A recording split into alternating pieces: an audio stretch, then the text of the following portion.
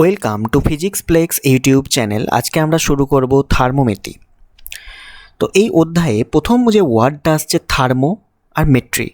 Thermo শব্দটার অর্থ হচ্ছে টেম্পারেচার, আর মেট্রি শব্দের অর্থ কি? মেজারমেন্ট, মানে পরিমাপ, যেটাকে আমরা বলি, অর্থাৎ তাপমাত্রার পরিমাপ। এই অধ্যায়ে আমরা বেসিক্যালি টেম্পারেচার মাপব। তার সাথে সাথে আমরা দেখব যে হিট কি, টেম্পারেচার বা তাপমাত্রা কি, তাদের মধ্যে ডিফারেন্স কি রয়েছে। এছাড়া বিভিন্ন ধরনের থার্মোমিটার যেটা তাপমাত্রা মাপার কাজে ব্যবহার করা হয় সেগুলো নিয়ে আলোচনা হবে। থার্মোমিটারে মার্কারি ব্যবহার করলে কি সুবিধা হবে, জল ব্যবহার করলে কি অসুবিধা হবে, সেগুলো দেখব। ক্লিয়ার হয়েছে? তো প্রথমে আমরা আসছি হিট। দেখো, আমরা কম বেশি সবাই জানি তাপ কি। আমাদের এই নেচারে 8 ধরনের এনার্জি রয়েছে, তার মধ্যে এই একটা এনার্জি হচ্ছে হিট। তাহলে হিট হচ্ছে এনার্জির একটা ফর্ম।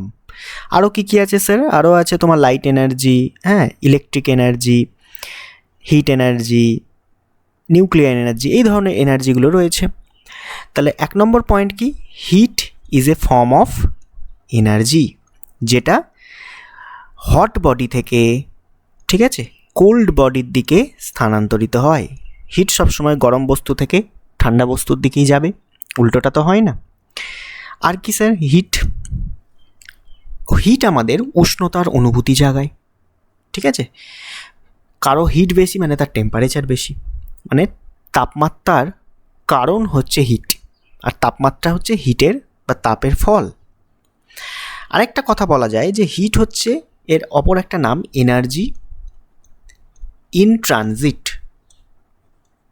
বা ট্রান্সফারেবল এনার্জি। মানে কি? এই তাপ কখনো কোনো বস্তুর মধ্যে স্টোর হয় না, সবসময় একটা বস্তু থেকে আরেকটা বস্তুতে স্থানান্তর করে, তাইকে বলা হয় এনার্জি ইন ট্রানজিট, সবসময় চলছে। তুমি এরকম বলতে পারবে না, ধরো এটা এ বস্তু, যে এ বস্তুর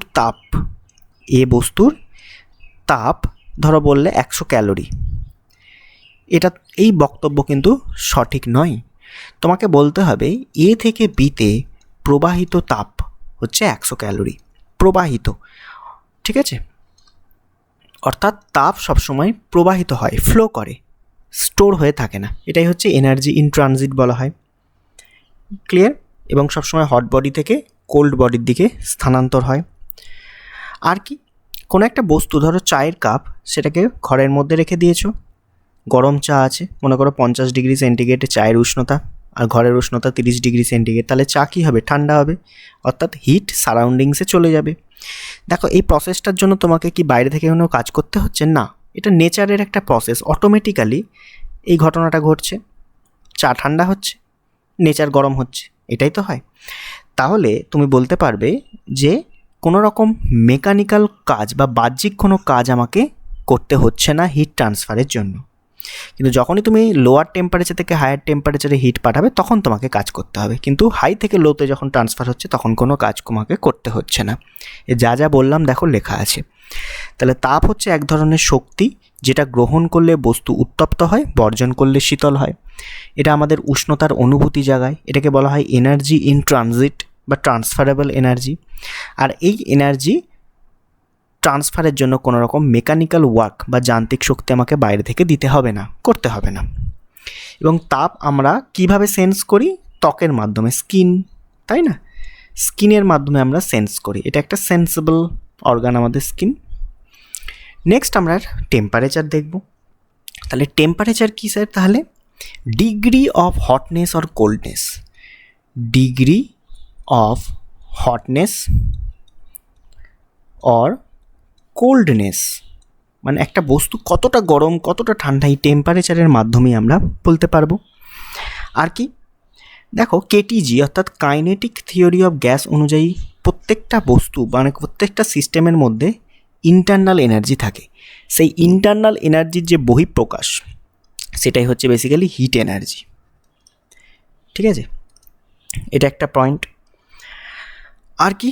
তাপমাত্রা হচ্ছে একটা বস্তুর থার্মাল স্টেট, অর্থাৎ যেটাকে আমরা বলি তাপীয় অবস্থা। এবং এই টেম্পারেচারই ডিসাইড করে তাপ কোন দিক থেকে কোন দিকে ফ্লো করবে। অর্থাৎ যে হায়ার টেম্পারেচার আছে আর যে লোয়ার টেম্পারেচার আছে, T2 মনে করো লোয়ার, তাহলে হিট এখানে ফ্লো করবে T1 থেকে T2। তাহলে তাপমাত্রা হচ্ছে বস্তুর একটি তাপীয় অবস্থা, যেটা স্থির করে যে তাপ কোন দিক থেকে কোন দিকে ফ্লো করবে, মানে তাপের প্রবাহের অভিমুখ নির্দেশ করছে। আর কি, দুটো বস্তু মনে করো থার্মাল ইকুইলিব্রিয়ামে রয়েছে, মানে কি, তাহলে এ আর বি ধরো থার্মাল ইকুইলিব্রিয়ামে রয়েছে, তাহলে এমন একটা প্রপার্টির মাধ্যমে আমরা জানতে পারবো যে এরা থার্মাল ইকুইলিব্রিয়ামে রয়েছে। সেই প্রপার্টির নামই হচ্ছে টেম্পারেচার। অর্থাৎ দুজনকার কী হবে, টেম্পারেচার সমান। এ যদি 30 ডিগ্রিতে থাকে, বি 30 ডিগ্রিতে থাকবে, তাহলে বলবো তারা তাপীয় সাম্যে রয়েছে বা থার্মাল ইকুইলিব্রিয়ামে রয়েছে। ঠিক, এই যা কটা পয়েন্ট বললাম সবই টেম্পারেচারের সংজ্ঞা। দেখো, তাপমাত্রা হলো তাপীয় অবস্থা বা থার্মাল স্টেট, যা তাপপ্রবাহের অভিমুখকে নির্দেশ করে, hot to cold. Degree of hotness বা কোল্ডনেস, এটাও হচ্ছে টেম্পারেচার। কেটিজি অনুযায়ী বস্তুর যে অভ্যন্তরীণ শক্তি, ইন্টারনাল এনার্জি সমস্ত বস্তুর মধ্যেই থাকে, তার বহিঃপ্রকাশ হচ্ছে হিট। ঠিক আছে, অভ্যন্তরীণ শক্তির বহিঃপ্রকাশই হচ্ছে বেসিক্যালি টেম্পারেচার, এবং ইন্টারনাল এনার্জি তোমার টেম্পারেচারের উপর ডিপেন্ড করে। তাপীয় সাম্যে আছে কি না তা জানার জন্য যে ভৌত রাশির প্রয়োজন, সেটাই হচ্ছে আমার টেম্পারেচার। যদি তাপীয় সাম্যে থাকে, দুজনকার কী সমান হবে, টেম্পারেচার। এবার এদের মধ্যে যদি একটা পার্থক্য দেখি, তাহলে এইমাত্র বললাম যে হিট কি একটা ট্রান্সফারেবল এনার্জি, এই স্টোর হয় না, ট্রান্সফারেবল এনার্জি এ কিন্তু স্টোর হয় না। কিন্তু টেম্পারেচার হচ্ছে বস্তুর থার্মাল স্টেট, তাপীয় অবস্থা। ঠিক আছে, যেটা ডিসাইড করে কোন দিকে তাপ ফ্লো করবে। 2 নম্বর পয়েন্ট কি, তাপ হচ্ছে কারণ। আগে বস্তু গরম হবে, তারপর তার টেম্পারেচার ইনক্রিজ হবে, তাহলে টেম্পারেচার হচ্ছে তার এফেক্ট বা ফল। ক্লিয়ার? 3 নম্বর পয়েন্ট কি বলতে পারি, তাপ কিসের মাধ্যমে মাপা হয়, ক্যালোরিমিটার। ক্যালোরিমিটার যন্ত্রের সাহায্যে তাপ মাপা হয়। আর তোমার টেম্পারেচার অবশ্যই থার্মোমিটার। ঠিক আছে, আমি শর্টে লিখছি, এগুলো লেন্দি প্রসেসে তুমি লিখে নেবে। আর কি, তাপ পরিমাপের একক কি, ক্যালোরি হয় ব্যবহারিক একক, বা জুলও লিখতে পারি যেহেতু এনার্জির একটা ফর্ম। একইভাবে টেম্পারেচার আমরা ডিগ্রি সেন্টিগ্রেডে মাপি, ডিগ্রি ফারেনহাইটে মাপি, বা কেলভিনে মাপি। ঠিক। 5 নম্বর পয়েন্ট কি, হিট কিন্তু বস্তুর নিজস্ব ধর্ম নয়। এনার্জি ইন ট্রানজিট সবসময় প্রবাহিত হচ্ছে, কিন্তু টেম্পারেচার একটা ফিজিক্যাল কোয়ান্টিটি। আমাদের টোটাল কতগুলি ফিজিক্যাল কোয়ান্টিটি রয়েছে, 7টা। তার মধ্যে কিন্তু দেখো টেম্পারেচার একটা ফিজিক্যাল কোয়ান্টিটি, কিন্তু হিট নয় এটা, অর্থাৎ বস্তুর নিজস্ব ধর্ম নয়, নিজস্ব ধর্ম নয়। ক্লিয়ার? নেক্সট আমরা আসছি 0th ল অফ থার্মোডাইনামিক্স, অর্থাৎ 0তম সূত্র তাপগতিবিদ্যা। কেন এরকম নাম হয়েছে, প্রথম first law, second law, third law আবিষ্কার হয়ে গেছে, তারপরে এই লটা আবিষ্কার হয়, তাই একে 0th ল নাম দেওয়া হয়েছে। কিছুই না, লটা 3টে ধরো সিস্টেম রয়েছে, একটা এ, একটা বি আর সি। এ, বি, সি 3টে থার্মোডাইনামিক সিস্টেম। মনে করো এ সি এর সাথে থার্মাল ইকুইলিব্রিয়ামে রয়েছে, আবার এদিক থেকে বি সি এর সাথে থার্মাল ইকুইলিব্রিয়ামে রয়েছে। তাহলে এই 0th ল অফ থার্মোডাইনামিক্স অনুযায়ী এ এবং বি এরাও নিজেদের মধ্যে থার্মাল ইকুইলিব্রিয়ামে থাকবে। কিছুই না, এ যদি সি এর সাথে সমান হয়, বি সি এর সাথে সমান হয়, তাহলে এ সমান বি, ম্যাথের লজিক অনুযায়ী, তাই না? অর্থাৎ এরও যা টেম্পারেচার, এরও তার টেম্পারেচার, এরও তার টেম্পারেচার, তিনজনকার টেম্পারেচার সমান হবে। এটাই হচ্ছে 0th ল অফ থার্মোডাইনামিক্স। কী বলছে, দুটি থার্মোডাইনামিক সিস্টেম যদি একই সঙ্গে বা পৃথক পৃথকভাবে তৃতীয় একটি থার্মোডাইনামিক সিস্টেমের সাথে থার্মাল ইকুইলিব্রিয়ামে থাকে, তবে সিস্টেম দুটি নিজেদের মধ্যেও থার্মাল ইকুইলিব্রিয়ামে থাকবে। এ আর বি দুজনেও থার্মাল ইকুইলিব্রিয়ামে থাকবে। এই 0th ল অফ থার্মোডাইনামিক্স দেন বিজ্ঞানী ফাউলার, এইচ ফাউলার। নেক্সট আমরা আসছি স্কেলগুলোই। টোটাল আমি 4টে স্কেল নিয়ে কাজ করব, যে কোনো ইমাজিনারি স্কেলও তুমি নিতে পারো। প্রথমে সেলসিয়াস। সেলসিয়াস স্কেলের মানে 4টে স্কেলের ক্ষেত্রেই 2টো পয়েন্ট থাকে, একটা হচ্ছে নিম্ন স্থিরাঙ্ক, ঊর্ধ্ব স্থিরাঙ্ক। তো নিম্ন স্থিরাঙ্ককে আমি ইংরাজিতে বলছি লোয়ার লিমিট, ঠিক আছে? আর ঊর্ধ্ব স্থিরাঙ্ককে বলছি আপার লিমিট।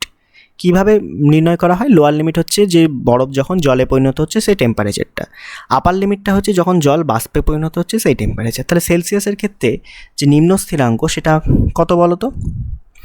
সেলসিয়াসের নিম্ন স্থিরাঙ্ক হচ্ছে 0 ডিগ্রি সেন্টিগ্রেড। আচ্ছা, এর ঊর্ধ্ব স্থিরাঙ্ক আমরা জানি 100 ডিগ্রি সেন্টিগ্রেড। এবার স্কেল চেঞ্জ করে ফারেনহাইট করলে এটা হবে 32 ডিগ্রি ফারেনহাইট আর 212 ডিগ্রি ফারেনহাইট। কেলভিনে কি হয়? 273 কেলভিন, আর এটা 373 কেলভিন।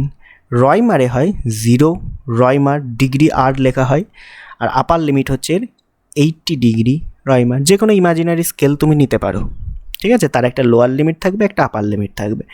দেখো দুটো লিমিটের মধ্যে যে গ্যাপ সেটাকে বলা হয় প্রাথমিক অন্তর। কি বলা হচ্ছে? প্রাথমিক অন্তর। তাহলে এর মধ্যে গ্যাপ কত? গ্যাপ যেটাকে আমরা বলছি প্রাথমিক অন্তর। দেখো 100টা ঘর আছে, 100 মাইনাস 0, এখানে বিয়োগ করো, দেখো 180টা ঘর আছে, এখানে বিয়োগ করো 100টা ঘর আছে, এখানে বিয়োগ করো, দেখো 80টা ঘর আছে। ক্লিয়ার? তাহলে এগুলো হচ্ছে গ্যাপ, যেটাকে আমরা বাংলায় বলছি কি? প্রাথমিক অন্তর। ঠিক আছে? ফান্ডামেন্টাল গ্যাপও বলতে পারি। ওকে, এবার প্রশ্ন আসে যে সেলসিয়াস, ফারেনহাইট, কেলভিন, রয়মারের মধ্যে কে বড়? তার আগে কিভাবে কোনো টেম্পারেচারকে নির্ণয় করতে হয় সেটা আমি বলছি। ঠিক আছে? ধরো আমি কোনো একটা টেম্পারেচার থিটা বার করতে চাইছি। তো এখানে সেলসিয়াস, ফারেনহাইট, কেলভিন, রয়মার চারটের ক্ষেত্রেই বলছি। ধরো সেলসিয়াসের ক্ষেত্রে সেই টেম্পারেচারটাকে বললাম সি, ফারেনহাইটের ক্ষেত্রে এফ, কেলভিনের কে, রয়মারের আর। ঠিক আছে? তো কিভাবে বার করে? দেখো প্রথমে সেলসিয়াসের যে টেম্পারেচার বার করো, সেলসিয়াস কত? 0 থেকে 100 হচ্ছে লিমিট, মানে এর মাঝে যে কোনো ভ্যালু, ধরো 62 ডিগ্রি, 63 ডিগ্রি, সেটার ভ্যালু সি বলছি আমি। তাহলে কীভাবে বার করে? C minus lower limit 0 by upper limit minus lower limit. Upper limit 100 minus lower limit 0, এটা সমান হচ্ছে কনস্ট্যান্ট। এই ভ্যালু মেনে চলবে, বাকি সব স্কেলের তুমি বার করতে পারবে। তাহলে এই কনস্ট্যান্টটা সরিয়ে আমি এবার লিখছি। তাহলে এর ধরো এফ বার করতে হবে, তাহলে এফ মাইনাস এর লোয়ার লিমিট কত? 32 divided by upper limit minus lower limit, যেটাই বেসিক্যালি এই প্রাথমিক অন্তরকে ডিনোট করছে। তাহলে একদম ডাইরেক্ট 180 লিখে দিতে পারি, আমি লিখছি 212 মাইনাস 32, 180 আসবে সমান। এর ক্ষেত্রে ধরো কেলভিনের কে বার করতে চাইছি, মাইনাস লোয়ার লিমিট মানে নিম্ন স্থিরাঙ্ক কত? 273 divided by upper limit minus lower limit, সেটা হচ্ছে 373 মাইনাস 273 মানে 100 সমান। রয়মারের ক্ষেত্রে আর minus lower limit 0 divided by upper limit কত? 80 মাইনাস লোয়ার লিমিট 0। তাহলে এটা আমার ফর্মুলা দাঁড়াচ্ছে, ধরো এক্স বললাম minus lower limit divided by upper limit minus lower limit, বা ফান্ডামেন্টাল যে গ্যাপ সেটাও নিচে লিখতে পারো। এই হচ্ছে ফর্মুলা। তাহলে এগুলোকে যদি সলভ করো, সি বাই 100 সমান এফ মাইনাস 32 বাই 180, এই 100 180 এগুলো কাটাকুটি করে তোমার চেনা ফর্মুলা দেখো পাবে তুমি, যেটা ছোটোবেলায় পড়েছো, সি বাই 5 সমান এফ মাইনাস 32 বাই 9, এই দুটোকে ইকুয়াল করলে পাবে। একইভাবে কেলভিনকে যদি ইকুয়াল করো পাবে কে মাইনাস 273, নিচে 100 আছে সেটা কেটে গিয়ে আবার 5 পড়ে থাকবে। তাহলে এই তিনটে স্কেলের মধ্যে, রয়মারটা আমি বাদ দিচ্ছি, তিনটে স্কেলের মধ্যে এই হচ্ছে রিলেশন, সি বাই 5 সমান এফ মাইনাস 32 বাই 9 সমান কে মাইনাস 273 বাই 5। এটা না মনে রাখলেও হবে, সেলসিয়াস ফারেনহাইট মনে রাখো, সেখান থেকে কেলভিন তুমি অনায়াসে বার করতে পারবে। কীভাবে কেলভিন বার করে? কেলভিন সমান হচ্ছে 273 যোগ করবে যে ডিগ্রি সেন্টিগ্রেডটা দেওয়া থাকবে, ধরো টি ডিগ্রি সেন্টিগ্রেড, তাহলে তোমার উত্তর ডাইরেক্ট চলে আসবে কেলভিনে। ক্লিয়ার? 273 জাস্ট সেন্টিগ্রেডের সাথে যোগ করতে হয়। ঠিক আছে? এই হচ্ছে রিলেশন।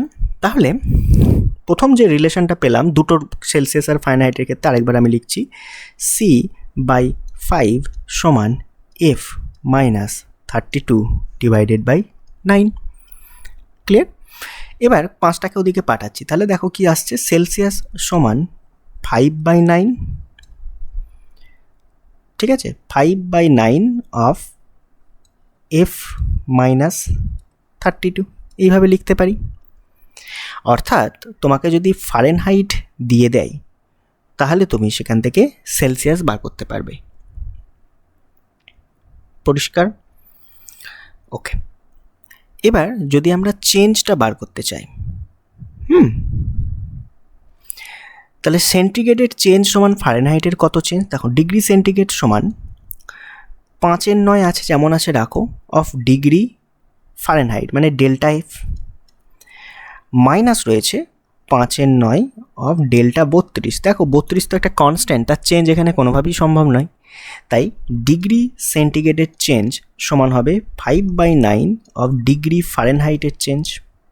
ডেল্টাটা কি? চেঞ্জকে বোঝাচ্ছে, এই রিলেশনটা মনে রাখবে। তাহলে এটা চেঞ্জ বলছি, ঠিক আছে? চেঞ্জ মানে কি? তোমার পরিবর্তন। ধরো 1 নম্বর বললাম, তোমার ফারেনহাইটে তুমি 9 ডিগ্রি ফারেনহাইট চেঞ্জ করছো, তাহলে 9 ডিগ্রি ফারেনহাইট, এটা হচ্ছে ফারেনহাইটের চেঞ্জ অর্থাৎ ডেল্টা এফ এর ভ্যালু। এবার তোমাকে বললো তাহলে সেলসিয়াসে কত পরিবর্তন হবে যদি ফারেনহাইটে 9 ডিগ্রি চেঞ্জ করি, সেলসিয়াসে কত হবে? ডাইরেক্ট তুমি ফর্মুলা বসাবে, ডেল্টা সি সমান কী করবে? 5/9 ইন্টু 9, 9 কেটে গেল, তাহলে 5 ডিগ্রি সেন্টিগ্রেড। অর্থাৎ ফারেনহাইটে 9 ডিগ্রি ফারেনহাইট যদি তোমার চেঞ্জ হয়, 9 ডিগ্রি ফারেনহাইট, তাহলে সেলসিয়াসে সেই চেঞ্জটা হবে 5 ডিগ্রি সেন্টিগ্রেড। ক্লিয়ার হয়েছে?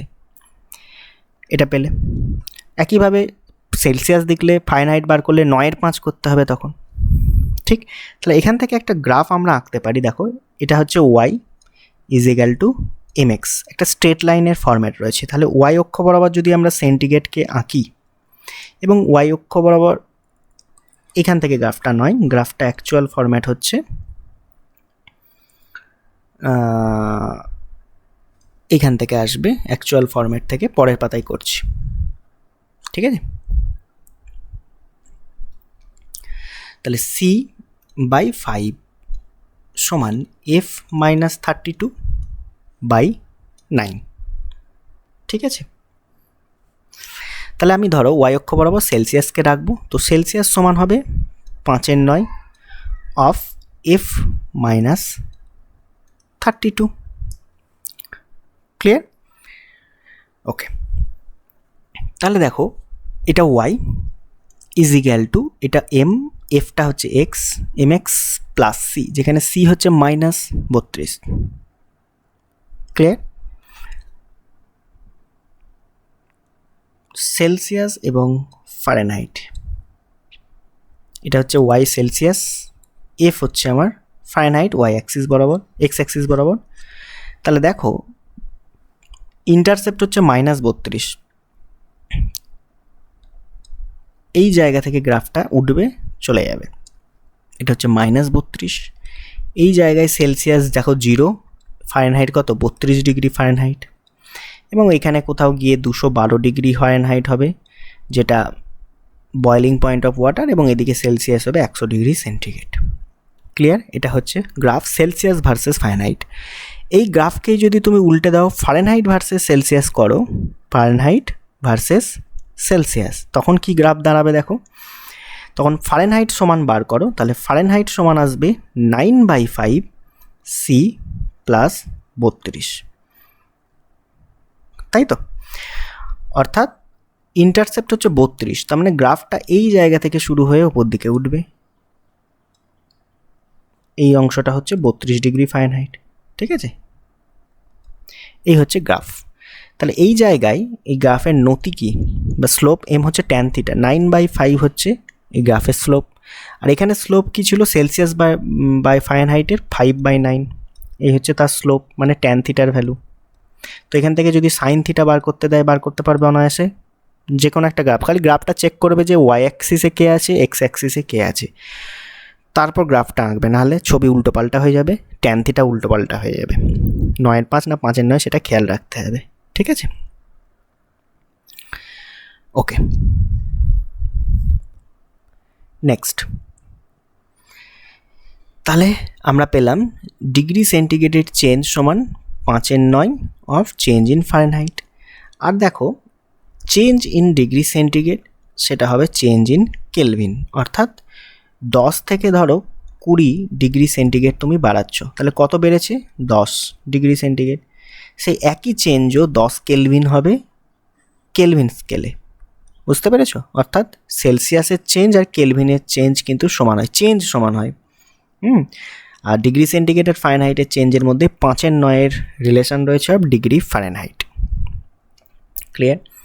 এবার প্রশ্ন আসে যে 3টে অপশান যদি দিই, centigrade, 1 degree centigrade, 1 degree Fahrenheit আর 1 কেলভিন, এর মধ্যে কে বড়? Which one is greater? দেখো কীভাবে বার করবে। সেলসিয়াস, তাহলে আমরা জানি সেলসিয়াসের 100টা ঘর, ঠিক আছে, 100টি ঘর কিসে? ডিগ্রি সেন্টিগ্রেডে, সেটা সমান ফারেনহাইটে 180টা ঘরের সমান ইন ডিগ্রি ফারেনহাইট। এটা তো জানি, গ্যাপ দেখো গ্যাপগুলো। তাহলে 1 ডিগ্রি সেন্টিগ্রেড সমান কী হবে? 180/100 ডিগ্রি ফারেনহাইট। তাহলে 2 শূন্য চলে যাবে, 1.8 গ্যাপ ডিগ্রি ফারেনহাইট। তাহলে 1 ডিগ্রি সেন্টিগ্রেড দেখো 1.8 ডিগ্রি ফারেনহাইটের সাথে সমান। তাহলে কে বড়? সেন্টিগ্রেড বড়। এর 1 হতে গেলে একে 1.8 হতে হচ্ছে, প্রায় 2-এর কাছাকাছি। তাহলে অবশ্যই degree centigrade is greater than degree Fahrenheit. Clear? একইভাবে কেলভিনের সাথে যখন সেন্টিগ্রেডের তুমি তুলনা করবে, দেখবে 100টা ঘর সেন্টিগ্রেডের সমান 100টা ঘর কেলভিনের। তার মানে কেলভিন আর সেন্টিগ্রেডের 1 ডিগ্রি সমান। তাহলে এটা সমানই তুমি লিখতে পারো 1 কেলভিন, তাই না? তাহলে ডিগ্রি সেন্টিগ্রেড বড় ফারেনহাইটের থেকে, কিন্তু কেলভিন আবার ডিগ্রি সেন্টিগ্রেডের থেকে সমান। আর কি রয়মারকেও যদি এখানে ইনক্লুড করে দিই 1 ডিগ্রি, আর রয়মারের কতগুলো ঘর আছে? 80টা ঘর। এখানে করছি 80টা ঘর, মানে 80 ডিগ্রি রয়মার সমান, যদি ফারেনহাইটে বলি 180 ডিগ্রি ফারেনহাইট, ঠিক আছে? তাহলে 1 ডিগ্রি রয়মার সমান কত? 180/80 ডিগ্রি ফারেনহাইট।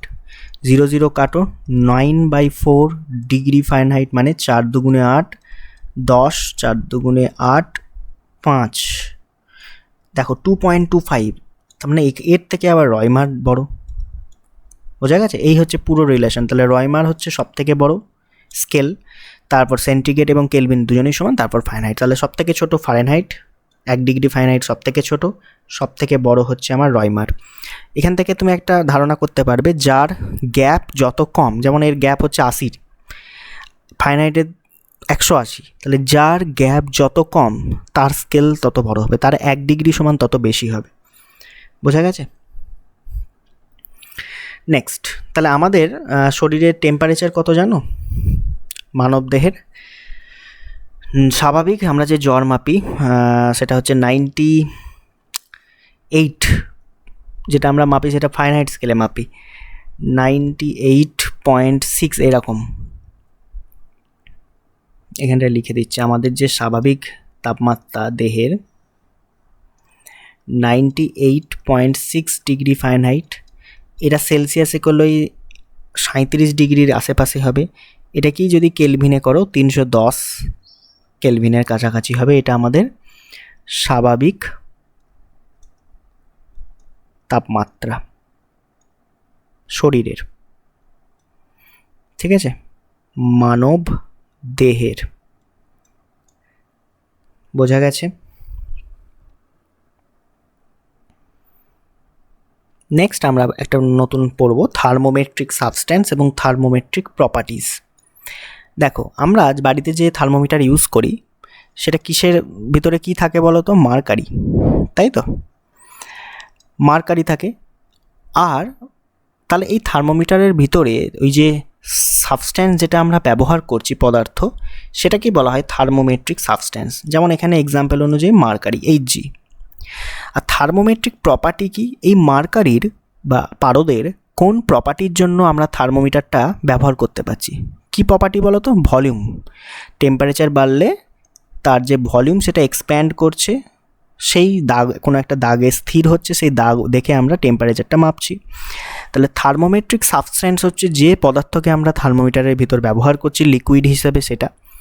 আর থার্মোমেট্রিক প্রপার্টি তার যে প্রপার্টির সাহায্যে টেম্পারেচার মাপছে, এক্ষেত্রে ভলিউম, সেটা হচ্ছে আমার থার্মোমেট্রিক প্রপার্টি। এটা হচ্ছে মার্কারি থার্মোমিটারের এক্সাম্পল। আর কি এরকম থার্মোমিটার আছে স্যার? আর আছে প্ল্যাটিনাম রেজিস্ট্যান্স থার্মোমিটার। নামের মধ্যেই সব কিছু রয়েছে। তাহলে প্ল্যাটিনাম এখানে থার্মোমেট্রিক সাবস্ট্যান্স, প্ল্যাটিনাম ওয়্যারকে ব্যবহার করা হচ্ছে, মেটালকে। আর তার যে রেজিস্ট্যান্স বা রোধ, ইলেকট্রিক রেজিস্ট্যান্স, সেই রেজিস্ট্যান্সকে তার প্রপার্টি হিসাবে ব্যবহার করে থার্মোমিটার ব্যবহার করা হয়। তাহলে এই ধর্মের উপর ভিত্তি করে অনেকগুলো থার্মোমিটার আমরা ব্যবহার করতে পারি। প্রথম পার্ট আসছে লিকুইড থার্মোমিটার। তাহলে নাম দেখে বুঝতে পারছো ভেতরে কি থাকবে, লিকুইড থাকবে। তাহলে লিকুইডের মধ্যে কি কি থাকতে পারে, মার্কারি থাকতে পারে, যেটা আমরা বাড়িতে ব্যবহার করি, ডাক্তারি থার্মোমিটার একটা। আর 2 নম্বর অ্যালকোহলও রাখতে পারে, অ্যালকোহল। ঠিক আছে, এবার কিভাবে টেম্পারেচার মাপে, মনে করো এটা একটা থার্মোমিটার, এখানে হচ্ছে 0 ডিগ্রি সেন্টিগ্রেড, একদম টপ আপার লিমিট হচ্ছে 100 ডিগ্রি সেন্টিগ্রেড। ঠিক আছে, সেন্টিগ্রেডে মাপবো। তো এর মাঝে কোনো একটা টেম্পারেচার, মনে করো থিটা ডিগ্রি সেন্টিগ্রেড, এই তাপমাত্রা কীভাবে মাপবো? তাহলে ধরো মার্কারি বা যে কোনো লিকুইড তুমি নিয়েছো, তাহলে 0 ডিগ্রিতে তার একটা লিকুইডের ভ্যালু পাবো, সেটাকে আমরা মানে লিকুইডটা বাড়বে, তো 0 ডিগ্রিতে তার একটা লেন্থ পাবো, সেই লেন্থটাকে বলছি L0।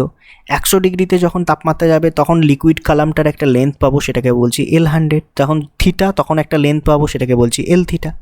তাহলে ফর্মুলায় থিটা ডিগ্রি সেন্টিগ্রেড বার করার কি, এটা মাইনাস লোয়ার লিমিট, যেরকমভাবে আমরা স্কেলগুলো ব্যবহার করেছি, অর্থাৎ L theta minus L0 divided by upper limit minus lower limit L100 minus L0, এর সাথে 100 গুণ করে দেবে, উত্তর চলে আসবে ডাইরেক্ট ডিগ্রি সেন্টিগ্রেড। এবং সেখান থেকে তুমি তারপর ফারেনহাইটের ফর্মুলা বসিয়ে ফারেনহাইটে চেঞ্জ করতে পারো।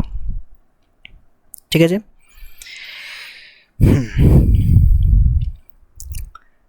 এটা হচ্ছে লেন্থ। এবার মার্কারি থার্মোমিটারের ভেতরে কি থাকবে, মার্কারি। আর অ্যালকোহলে অ্যালকোহল। এই যে অ্যালকোহল থার্মোমিটার, বেসিক্যালি অ্যালকোহল থাকে, এর রেঞ্জ হচ্ছে মাইনাস 130 ডিগ্রি থেকে সে মাপতে পারবে 78 ডিগ্রি সেন্টিগ্রেড। এই এতটা রেঞ্জ পর্যন্ত এই থার্মোমিটার কাজ করবে, তার নিচে বা তার উপরে কাজ করবে না। একইভাবে মার্কারির যে বয়লিং পয়েন্ট, মার্কারির যে ফ্রিজিং পয়েন্ট, সেটা হচ্ছে মাইনাস 39 ডিগ্রি সেন্টিগ্রেড। আর তার যে বয়লিং পয়েন্ট, যখন সে বাষ্পে পরিণত হয়, সেই টেম্পারেচারটা অনেক হাই, 357 ডিগ্রি সেন্টিগ্রেড। অর্থাৎ এর ভিতরে এ কাজ করবে, এর উপরে বা এর নিচে কাজ করতে পারবে না। এই হচ্ছে mercury thermometer. Clear? Okay, formula সেই সেম, যে থিটাটা বললাম, L theta minus L0 by L100 minus L0 into 100, চলে আসবে ডিগ্রি সেন্টিগ্রেডে। এবার কেন মার্কারি থার্মোমিটার আমরা ব্যবহার করি? প্রথমে একটা থার্মোমিটারকে আমরা আঁকছি। ঠিক আছে, কীরকম হয়, এর ভিতরে একটা নল থাকে, যেটাকে বলা হয় ক্যাপিলারি টিউব বা কৈশিক নল। আর তার বাইরে এখানে সিলিন্ড্রিক্যাল শেপের একটা পারদ কুণ্ড থাকে, এবং এই প্রান্তেও পারদের কুণ্ড থাকে, উপরে অংশাঙ্কন বা দাগ কাটা থাকে। এটা হচ্ছে থার্মোমিটার। ঠিক আছে, তো প্রথমত 1 নম্বর পয়েন্ট, এই যে ক্যাপিলারি, এটাকে বলা হয় ক্যাপিলারি টিউব, যার মধ্য দিয়ে পারদ যাচ্ছে, ক্যাপিলারি। তাহলে এই যে ক্যাপিলারি টিউবটা নেওয়া হয়েছে, সেটাকে হতে হবে ইউনিফর্ম। ইউনিফর্ম মানে এর যে ক্রস সেকশনাল এরিয়া, তার মাঝে যে ছিদ্রটা রয়েছে, সেটা সব জায়গায় সমান হতে হবে। যদি সমান না হয়, টেম্পারেচারে মেজারমেন্টে ভুল আসবে। তাহলে 1 নম্বর, এই যে ক্যাপিলারি টিউব, তার যে ক্রস সেকশনাল এরিয়া, সেটা হতে হবে ইউনিফর্ম। 2 নম্বর, এই যে অংশটা নিয়েছি, এটাকে বলা হয় বাল্ব বা কুণ্ড, বাংলায় বলা হয় কুণ্ড। তো এই যে বাল্ব, সেই বাল্বকে হতে হবে সিলিন্ড্রিক্যাল শেপের। কেন স্যার সিলিন্ড্রিক্যাল নেব, স্ফেয়ার নিলে কি সমস্যা হবে? দেখো, একই আয়তনের স্ফেয়ার নাও আর সিলিন্ডার নাও, দুজনকার ক্ষেত্রে দেখবে সিলিন্ডারের তোমার সে সারফেস এরিয়া, সেটা বেশি হয় স্ফেয়ারের তুলনায়। তাহলে আমার সারফেস এরিয়া বেশি যদি রাখি, তবে হিট গ্রহণ করতে সুবিধা হবে। যত বেশি সারফেস এরিয়া, ওই বস্তু থেকে হিট তত তাড়াতাড়ি সে সংগ্রহ করতে পারবে। তাই বাল্বকে আমরা নিই সিলিন্ড্রিক্যাল শেপের। এটা হচ্ছে বদ্ধ প্রান্ত, ক্লোজড এন্ড। সেই ক্লোজড এন্ডেও বাল্ব থাকে, মানে একটা কুণ্ড করা থাকে, বাল্ব রয়েছেও ক্লোজড এন্ডে। কেন রাখা হয়? যখন টেম্পারেচার অত্যাধিক বেশি হয়ে যাবে, তখন যাতে এই কাঁচের দেওয়াল ভেঙে পারদ বাইরে না বেরিয়ে যেতে পারে, তার জন্য এখানেও একটা কুণ্ড রাখা হয়। ঠিক আছে, সেই কুণ্ডে এসে পারদ জমা হয়ে যেতে পারবে, ফর সেফটির জন্য রাখা হয়। আর কি? আচ্ছা, এটা আমরা থার্মোমিটারের বেসিক্যালি বৈশিষ্ট্য বলছি। আর কি হিট ক্যাপাসিটি কম হতে হবে। হিট ক্যাপাসিটি যেটা হতে পারে স্পেসিফিক হিটের ক্যাপাসিটি বা যা হোক, সেই হতে হবে কম। কারণ কি হিট ক্যাপাসিটি মানে মার্কারির কথা বলছি, মার্কারির হিট ক্যাপাসিটি কম হতে হবে। দেখো যদি হিট ক্যাপাসিটি বেশি হয় তাহলে যে বস্তুটার সাথে টাচ করে থার্মোমিটারটা রেখেছি সেখান থেকে সে অত্যাধিক পরিমাণে হিট সংগ্রহ করবে। হিট ক্যাপাসিটি বেশি মানে বেশি হিট সংগ্রহ করবে, ফলে এই বস্তুর টেম্পারেচার ডাউন হয়ে যাবে। তাহলে অ্যাকচুয়াল যে টেম্পারেচার মাপতে চাইছিলাম তার থেকে কম দেখতে পাবো। তাই হিট ক্যাপাসিটি কম হবে, অল্প অল্প করে হিট সে গ্রহণ করবে, একসাথে দ্রুত তাপ সে শোষণ করতে পারবে না। হিট ক্যাপাসিটি ওই জন্য মার্কারির কম হয়, তাই মার্কারিকে আমরা ব্যবহার করি অ্যাজ এ থার্মোমেট্রিক সাবস্ট্যান্স। ঠিক আছে, এরপরের পাতায় আমরা মার্কারি কেন ব্যবহার করা হয় সেটা আমরা দেখব। প্রথমেই যে বললাম ইউনিফর্ম ক্যাপিলারি টিউব নিতে হবে, সিলিন্ড্রিক্যাল শেলফের বাল্ব হতে হবে, হিট ক্যাপাসিটি লো হতে হবে কার, থার্মোমেট্রিক সাবস্ট্যান্সের, সে মার্কারি হোক অ্যালকোহল হোক যাই হোক না কেন। কেন আমরা মার্কারি ব্যবহার করছি দেখো, 1 নম্বর পয়েন্ট, মার্কারির কালারটা কীরকম, ওই অস্বচ্ছ, মানে ওই একটু গ্রে টাইপের, কেমন না। তো অস্বচ্ছ হওয়ার জন্য বাইরে থেকে আমরা সহজে তাকে দেখতে পাবো, রিডিং নিতে সুবিধা হবে। তাছাড়া এর সারফেস টেনশন প্রপার্টির জন্য কাঁচকে সে ভেজায় না। জল দেবে কাঁচের মধ্যে যদি যাতায়াত করে কাঁচের গায়ে লেগে থাকে, কাঁচকে ভিজিয়ে দেয়, বা কাঁচ নলের গায়ে মার্কারি কিন্তু লেগে থাকে না, তাই রিডিংয়ে সুবিধা হয়। 3 নম্বর খুব ইম্পর্টেন্ট, পারদের আয়তন প্রসারণ নিয়মিত, মানে কি টেম্পারেচার বাড়ছে, পারদের ভলিউমও বাড়ছে এবং সেটা রেগুলার। ঠিক আছে, মানে প্রথমে 0 থেকে 5 ডিগ্রি সেন্টিগ্রেডে যা বাড়ছে, 45 থেকে 50 ডিগ্রি সেন্টিগ্রেড এই 5-এর গ্যাপেও তাই বাড়ছে, এটাই বলা হচ্ছে। তারপর হচ্ছে রেঞ্জ বেশি মার্কারির, এই -39 ডিগ্রি সেন্টিগ্রেড থেকে 357, অনেকটা রেঞ্জ পর্যন্ত এ কাজ করতে পারে। আপেক্ষিক তাপ কম, ওই যে বললাম স্পেসিফিক হিট ক্যাপাসিটি যেটা, তাকে অবশ্যই হিট ক্যাপাসিটি কম হতে হবে, না হলে পরীক্ষাধীন বস্তু থেকে বেশি পরিমাণে হিট সংগ্রহ করে তার তাপমাত্রাকে কমিয়ে দেবে। আর মোস্ট ইম্পর্টেন্ট পয়েন্ট, মার্কারির ডেনসিটি খুবই হাই, ওই 13.6 গ্রাম পার সিসি এরকম হয়। তাই ডেনসিটি যার বেশি সে দেখবে অল্প জায়গাতেই কনফাইন হয়ে যাবে, মানে অল্প জায়গাতেই সে চলে আসবে। তো মার্কারি অল্প জায়গাতেই চলে আসে, তাই থার্মোমিটারের যে সাইজ সেটা অবশ্যই ছোট হয়ে যায়। তার বদলে জল নিলে দেখবে থার্মোমিটারের সাইজ 5-6 গুণ বড় হয়ে গেছে, 13 গুণ তো বড় হয়ে যাবে। তাই ডেনসিটি হাই হওয়ার জন্য মার্কারি অল্প স্থানে থাকে, অল্প স্থানে থাকার জন্য থার্মোমিটারের সাইজ ছোট হয়, সেটাকে ব্যবহার করতে সুবিধা হয়। এবার আমরা কেন জল ব্যবহার করব না, দেখো জল কিন্তু কাঁচের গায়ে লেগে থাকে, জল কাঁচকে ভিজিয়ে দেয়, ফলে দেখবে কাঁচ নলটা ওই কৈশিক নলে বিভিন্ন জায়গায় জলের ফোঁটা লেগে আছে, ফলে তোমার রিডিং নিতে অসুবিধা। এছাড়া জলের তো কোনো কালার নেই, স্বচ্ছ, তাই বাইরে থেকে বোঝা যাবে না জলের লেভেলটা কোথায় আছে। আর কি জলের যে ব্যতিক্রান্ত প্রসারণ 0 থেকে 4 ডিগ্রি সেন্টিগ্রেড, দেখবে জল প্রসারিত না হয়ে সংকুচিত হয়ে যায়, ব্যতিক্রান্ত প্রসারণ। এই রেঞ্জে তাপমাত্রা বা তুমি পরিমাপ করতে পারবে না জল নিলে। আর জলের রেঞ্জ কম, রেঞ্জ মানে ওই 0 থেকে 100 এই রেঞ্জের মধ্যে কাজ করবে, তাই জলকে আমরা থার্মোমিটারে ব্যবহার করি না।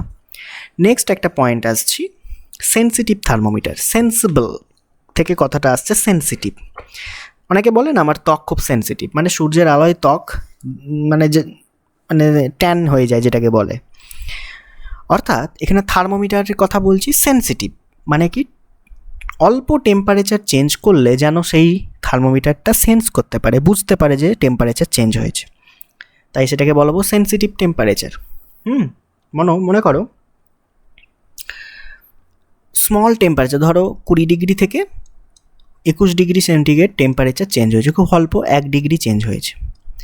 তাহলে ওই যে থার্মোমিটারে যে কৈশিক নলটা রয়েছে, বড় করে দেখাচ্ছি, সেই নলে যে পারদটা আছে ধরো বা যে কোনো মেটেরিয়ালই আছে, তার দৈর্ঘ্য প্রসারণ যেন বেশি হয়। ধরো আগে এই পজিশনে ছিল, এখন এখানে এলো, তবে যদি বেশি হয় তবে বলবো সেই থার্মোমিটারটা সেন্সিটিভ থার্মোমিটার। মানে অল্প টেম্পারেচার চেঞ্জে যে লিকুইড কলাম রয়েছে তার দৈর্ঘ্য প্রসারণ বেশি হবে, তবেই সে থার্মোমিটারের সেন্সিটিভিটি বেশি হবে। বোঝা গেছে? তাহলে সেন্সিটিভিটি বাড়াতে আমরা কি করব, এই যে কৈশিক নলটা এটাকে যতটা সম্ভব সরু করলে কি হবে, এই যে পারদের যে কালামটা রয়েছে বা স্তম্ভ, সে অনেকটা হাইট পর্যন্ত উঠতে পারবে, রিডিং নিতে সুবিধা হবে। তাই তাই না? গায়ে গায়ে থাকলে রিডিং নিতে অসুবিধা, বোঝা যাবে না খালি চোখে যে কতটা বেড়েছে। যদি এইটাকে ন্যারো করে দাও, সরু করে দাও তোমার ক্যাপিলারি টিউবকে, তাহলে তুমি মার্কারি বেশি পর্যন্ত রাইজ করবে। তুমি সেন্সিটিভ থার্মোমিটার, এটা একটা সেন্সিটিভিটি বাড়ানোর প্রসেস, 1 নম্বর। 2 নম্বর কি, ওই যে বাল্বটা রয়েছে, কুণ্ডলীর মধ্যে পারদ রয়েছে, সেই বাল্বের সাইজটাকে বাড়িয়ে দাও, তাহলে অনেক বেশি পারদ ধরবে, অনেক বেশি পারদ এক্সপ্যান্ড করার সুযোগ পাবে। ঠিক আছে। 3 নম্বর, ভলিউম এক্সপ্যানশন, যে লিকুইডটা নিচ্ছি, যেরকম মার্কারি নিয়েছি এখানে, ধরো মার্কারিকে যে গামা, সেটাকে যতটা সম্ভব গামাটা যেন বেশি হয়, মানে ধরো যে মেটেরিয়াল নিচ্ছি তার গামা যেন বেশি হয়। তাহলে গামা বেশি হলে অল্প টেম্পারেচারেই তার ভলিউম এক্সপ্যান্ড বেশি হবে। তাহলে এই সমস্ত ধর্মগুলো থাকলে সেন্সিটিভ থার্মোমিটারে তাকে ব্যবহার করতে পারবো থার্মোমেট্রিক সাবস্ট্যান্স হিসাবে। প্রথম পয়েন্ট যেটা বললাম, ক্যাপিলারি টিউবকে সরু হতে হবে, বাল্বকে বড় হতে হবে, কুণ্ডটাকে বড় হতে হবে যাতে বেশি মার্কারি ধরে এক্সপ্যান্ড হওয়ার সুযোগ পায়। Coefficient of volume expansion of liquid, সেটাকে হতে হবে হাই, মানে গামার ভ্যালু, যেটা পরের অধ্যায়ে আমরা পড়বো, কোএফিশিয়েন্ট অফ ভলিউম এক্সপ্যানশন, সেটাকে হতে হবে কি হাই, যাতে অল্প টেম্পারেচার চেঞ্জে বেশি পরিমাণে সে লিকুইডটা উপর দিকে ওঠে। এটা বললাম সেন্সিটিভ। এবার আসছে কুইক অ্যাক্টিং থার্মোমিটার। কুইক, দ্রুত, অ্যাক্টিং মানে একটা তাপমাত্রার দ্রুত চেঞ্জ হচ্ছে, সেটাকে যেন সে মাপতে পারে। আগেরটা কি ছিল, অল্প তাপমাত্রার চেঞ্জকে সে যেন সেন্স করতে পারে, স্মল চেঞ্জ। এখানে তাপমাত্রা র্যাপিড চেঞ্জ হচ্ছে, সেটাকে যেন সে মাপতে পারে। এমন হয় না যে তাপমাত্রা চেঞ্জ হয়েছে 2 মিনিট পর সে শো করছে, এরকম না, সঙ্গে সঙ্গে যেন শো করে, সেই ধরনের থার্মোমিটার হচ্ছে কুইক অ্যাক্টিং থার্মোমিটার। তাহলে একে কিভাবে আমরা ব্যবহার করব? তো থার্মাল ক্যাপাসিটি, যে থার্মোমেট্রিক সাবস্ট্যান্স, তার কম হতে হবে। কুইক অ্যাক্টিং থার্মোমিটারের বৈশিষ্ট্য কী, অর্থাৎ পারদ হিসাবে ধরো আমি পারদ ব্যবহার করেছি থার্মোমেট্রিক সাবস্ট্যান্স হিসাবে, তো তার স্পেসিফিক হিট ক্যাপাসিটি বা থার্মাল ক্যাপাসিটি যাই বলো না কেন, সেটাকে হতে হবে কম, অল্প অল্প যেন তাপ সে গ্রহণ করে। গুড থার্মাল কন্ট্যাক্ট, যে বডির তাপমাত্রা মাপছি তার সাথে কন্ট্যাক্ট যেন ভালো থাকে, গুড কন্ট্যাক্ট থাকে। তার জন্য কি করতে হবে, যে বাল্ব সেটাকে ছোট করে দাও, এবং যে কাঁচ আছে সেই কাঁচের থিকনেসকেও ছোট করে দাও। এই যে বাল্বটা রয়েছে সেই বাল্বকে ছোট করে দাও, আর কাঁচটার থিকনেসকেও ছোট করে দাও, তাহলে যে বস্তুর সাথে লেগে থাকবে তাড়াতাড়ি র্যাপিডলি হিট ট্রান্সফার হবে। থিকনেস যদি, ওয়াল থিকনেস যদি কম হয়, খুব তাড়াতাড়ি বস্তু থেকে থার্মোমিটারে হিট ট্রান্সফার হবে, টেম্পারেচার তাড়াতাড়ি শো করবে। আর বাল্বকেও ছোট করে দাও, অল্প পারদ থাকবে, তাহলে অল্প পারদ উত্তপ্ত হয়ে দ্রুত প্রসারিত হবে, বেশি পারদ উত্তপ্ত হতে সময় নিয়ে নেবে, তাই জন্য ছোট না হয় বাল্বটাকে। থার্মাল কন্ডাক্টিভিটি লিকুইড, মানে ওই থার্মোমেট্রিক সাবস্ট্যান্সের থার্মাল কন্ডাক্টিভিটি বেশি হতে হবে, মানে হিট পাওয়ার সাথে সাথেই যেন সে এক্সপ্যান্ড করে, তাই থার্মাল কন্ডাক্টিভিটিকে বেশি রাখতে হবে কুইক অ্যাক্টিং থার্মোমিটারে। নেক্সট আমরা যে থার্মোমিটার বাড়িতে ব্যবহার করি সেটাকে বলা হয় ক্লিনিক্যাল থার্মোমিটার, যেটা আমাদের শরীরের তাপমাত্রা মাপতে ব্যবহার করা হয়। ঠিক আছে, এবং এর রেঞ্জ খুবই কম, দেখবে 95 ডিগ্রি ফারেনহাইট থেকে 108 ডিগ্রি ফারেনহাইট এই রেঞ্জের মধ্যে কাজ করে। এদিকে 5, ওদিকে 8 আর 5 13, মানে 13 ডিগ্রি ফারেনহাইট হচ্ছে রেঞ্জ বেসিক্যালি। এগুলো হচ্ছে ক্লিনিক্যাল থার্মোমিটার। এবং আমাদের যে নর্মাল টেম্পারেচার আমি আগেই বললাম 98.4 মনে হয়, তাই তো, ডিগ্রি বা 98.6 ডিগ্রি ফারেনহাইট, এটা হচ্ছে আমাদের শরীরের নর্মাল টেম্পারেচার, এর বেশি হলেই জ্বর। নেক্সট থার্মোমিটার আমরা দেখব আইডিয়াল গ্যাস থার্মোমিটার। আচ্ছা, তার আগে বলে দিই আমাদের ডাক্তারি থার্মোমিটার বা ক্লিনিক্যাল থার্মোমিটারের কনস্ট্রাকশনটা একটু বলে দিই। ওই অন্যান্য থার্মোমিটারের মতো কিন্তু একটু আলাদা। এই হচ্ছে কৈশিক নল। আলাদা কোথায়, কৈশিক নলের ঠিক কুণ্ডের কাছে এসে এরা বেঁকে যায়, যেটাকে বলা হয় কনস্ট্রিকশন বা কিঙ্ক, মানে কুণ্ডলী। কেন করা হয়, যখন তুমি তাপমাত্রা শরীরের মাপছো তখন লিকুইড কালাম মানে ওই মার্কারি উপর দিকে উঠবে, উঠে এক জায়গায় দাঁড়িয়ে যাবে। যদি এই কুণ্ডলীটা না রাখা হতো তাহলে তোমার বডি থেকে থার্মোমিটার সরিয়ে নেওয়ার সাথে সাথেই এ আবার নিচের দিকে নামতে শুরু করতো মার্কারিটা, তাহলে তোমার শরীরে সঠিক তাপমাত্রা পাওয়া যাবে না। তাই এই কিঙ্কটা রাখার জন্য বা মানে এই বাঁকানো অংশটা থাকার জন্য কি হবে, তোমার যতটা মার্কারি উঠে যাবে আর কিন্তু নামবে না, নামানোর জন্য তাকে ঝাঁকিয়ে নামাতে হবে। এই হচ্ছে ডাক্তারি থার্মোমিটারের বৈশিষ্ট্য, একটা বাঁকানো অংশ থাকে।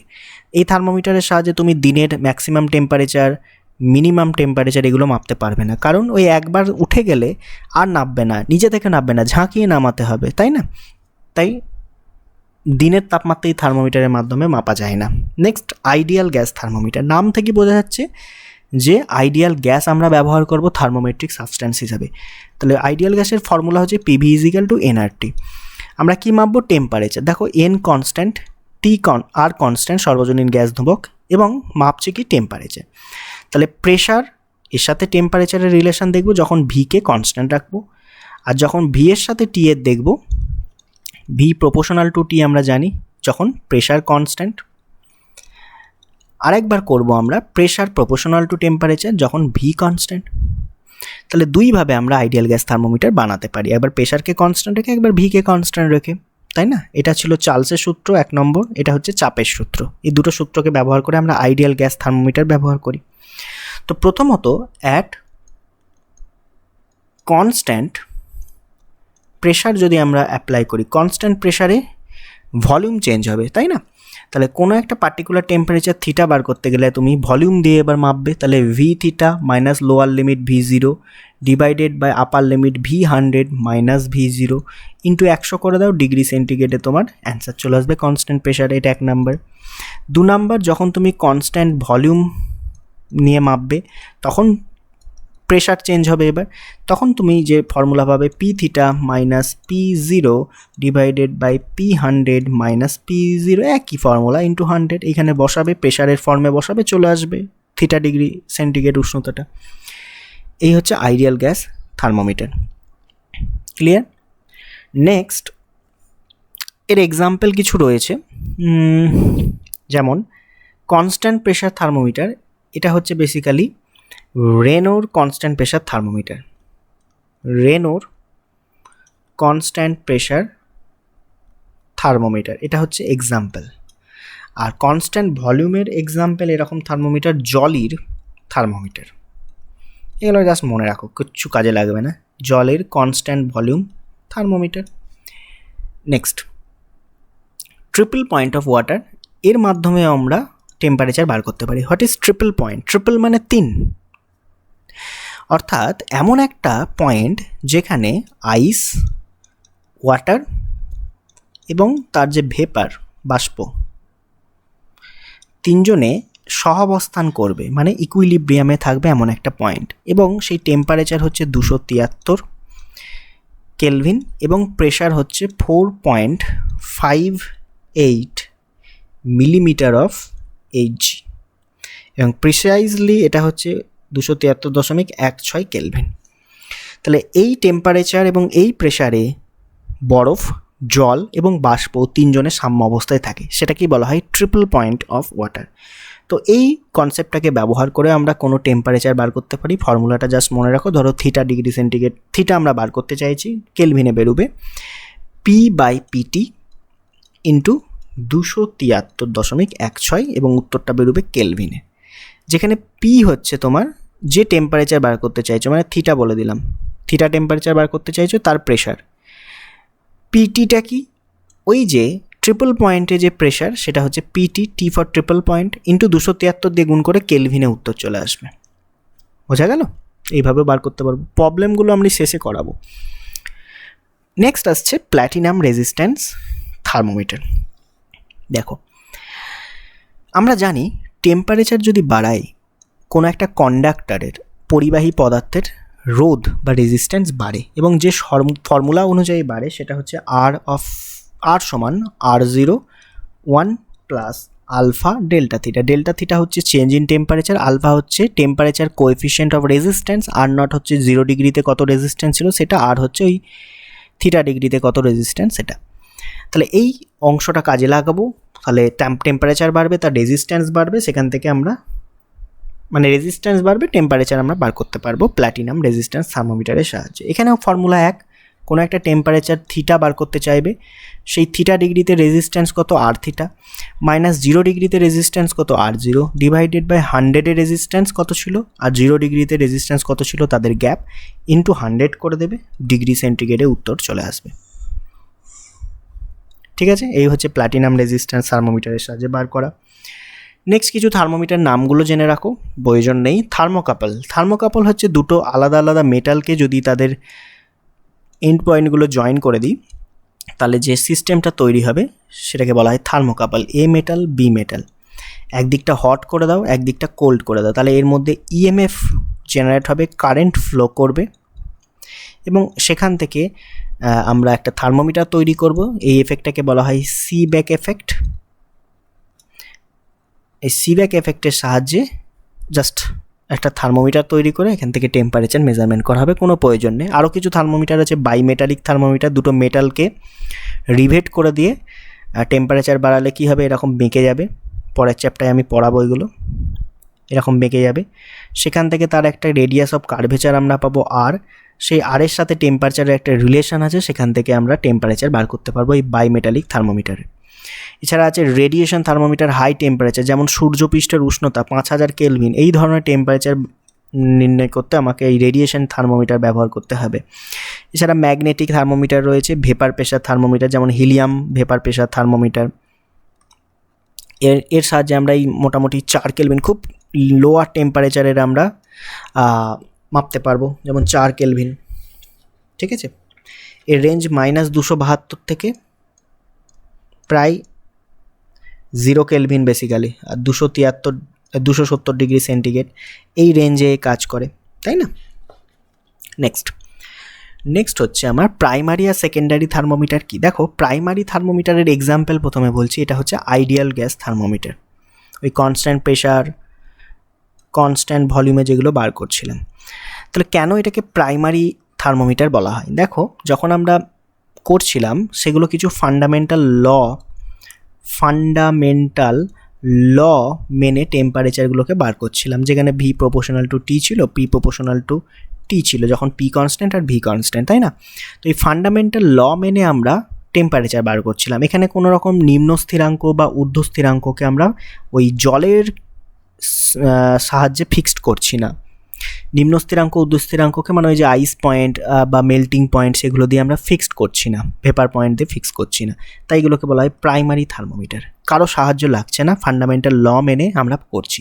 কিন্তু বাকি যা থার্মোমিটার রয়েছে সেগুলো সবই সেকেন্ডারির মধ্যে পড়ছে। এই ফান্ডামেন্টালের এগুলোকে ব্যবহার করে আমরা লোয়ার টেম্পারেচার মানে লোয়ার লিমিট আপার লিমিটগুলোকে ফিক্স করছি বা জলের সাহায্য নিয়ে ফিক্স করছি।